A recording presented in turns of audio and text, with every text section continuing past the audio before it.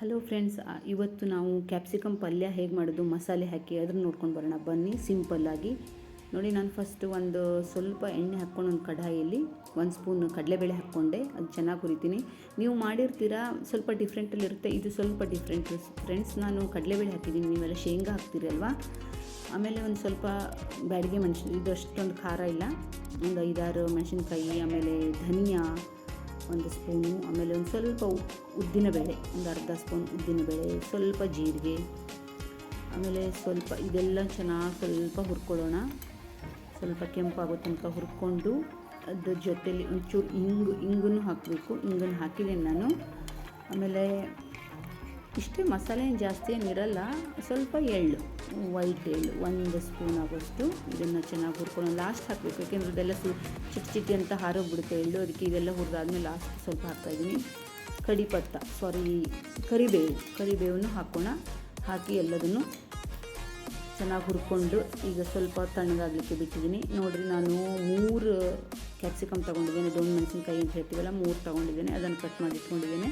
ಆಮೇಲೆ ಒಂದು ಆನಿಯನ್ 1 ಹಾಕ್ತಾಯಿದ್ದೀನಿ.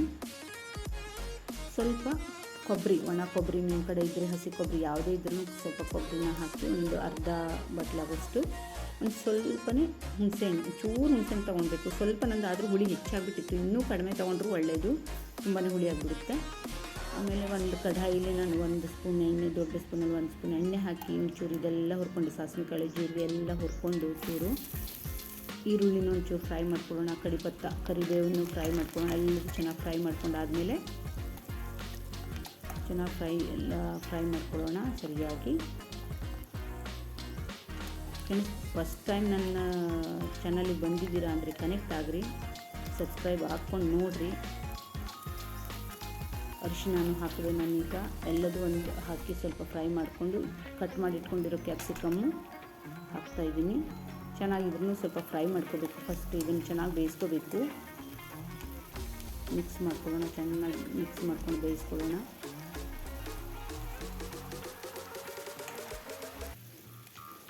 ಈಗ ಆಲ್ಮೋಸ್ಟ್ ಇದು ಬೇಯ್ತಾ ಇದೆ. ಫ್ರೆಂಡ್ಸ್, ನೀವು ಸಬ್ಸ್ಕ್ರೈಬ್ ಆಗಿರಿ, ಲೈಕ್ ಕೊಡಿರಿ, ಶೇರ್ ಮಾಡಿರಿ.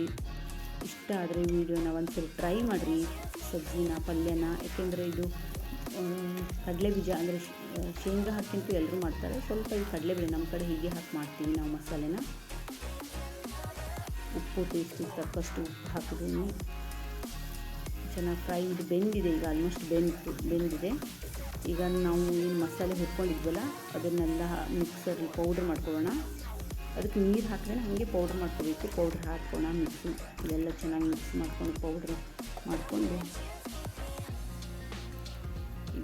ಬೆಂದಿರೋ ಕ್ಯಾಪ್ಸಿಕಮ್ಗೆ ಹಾಕಬೇಕು. ಅಷ್ಟು ಆಯಿತು. ಆಮೇಲೆ ಫ್ರೆಂಡ್ಸ್, ನಿಮ್ಗೆ ಎಷ್ಟು ಖಾರ ಬೇಕೋ ಅಷ್ಟು ಹಾಕ್ಕೊಳ್ಳಿ.